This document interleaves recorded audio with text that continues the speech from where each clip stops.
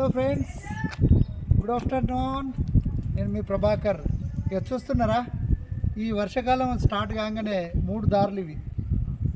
Employees colony, Krishna colony పోయే employees కాలనీలో Krishna colony పోయే దారి ఇటు పోతేనేమో పాత మున్సిపాలిటీకి పోతుంది, ఇటు పోతేనేమో పాత గౌతమి హాస్టల్కి పోతుంది.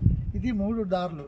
నిన్న రాత్రి ఏం చేస్తున్నా అంటే, ఈ ప్రజలు మూఢనమ్మకాలకు బాగా అలవాటు పడి వాళ్ళకి ఏదన్నా అనారోగ్యం జరిగితే ఇగో దించిపోస్తే వాళ్ళకు ఆరోగ్యాలు బాగుపడతాయనే మూఢనమ్మకాలల్లా ఇగో కోడిగుడ్డు, నిమ్మకాయ, తర్వాత వచ్చేసి ఈ కవర్లో రకరకాల ఆహార అన్నం ఇట్లా అండిపెట్టి రండి రండి సార్, ఇది చూడండి ప్రజలారా, దగ్గర జూముకురా ఇక్కడ గిన్నె.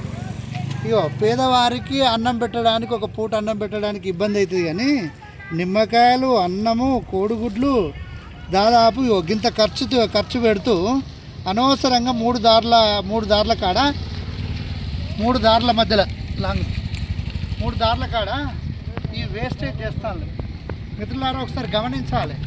పేదవాడికి ఒక పూట అన్నం పెట్టని ఈ సమాజం ఇక మూఢనమ్మకాల పేరు ఈ విధంగా 3 దారులు వీడియో తీస్తాను. ఎగ్స్ కానీ తర్వాత అన్నం కానీ ఇవన్నీ వేస్ట్ చేస్తారు. అందుకొరకే ప్రజలారా, మూఢనమ్మకాలకు ఎవరు కూడా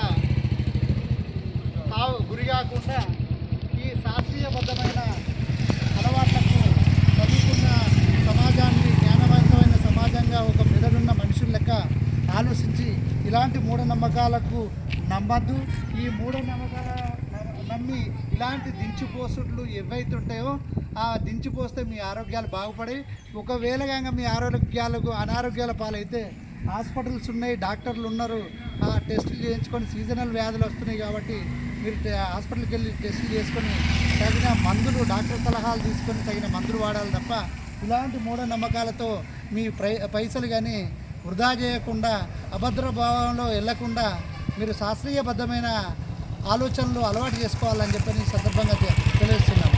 ఇలాంటి దించి పోసుట్లు ఎవరైనా ప్రజలారా, ఇవో నేను పట్టుకున్నా, ఇవి నైట్ దించిపోసిండ్లు. ఇక్కడ బండ్లు పోవాలన్నా కూడా, ఏదన్నా మనుషులు నడవాలన్నా కూడా ఒక్కొక్కరు భయోందోళనకు గురై ఇటు ఉంచాలి, భయోందోళనకు గురై దూరం నుండి భయంతో దూరం నుండి పారిపోతుండ్రు. ఇక నేనే ముట్టుకున్నా, నాకేం కాలేదు, ఏం కాదు కూడా, దీనివల్ల ఏం కాదు. దయచేసి ఇలాంటి మూఢనమ్మకాలకు నమ్మద్దని చెప్పని ఈ ప్రజలందరినీ కూడా కోరుకుంటున్నాను. Thank you so much. Me Prabhakar.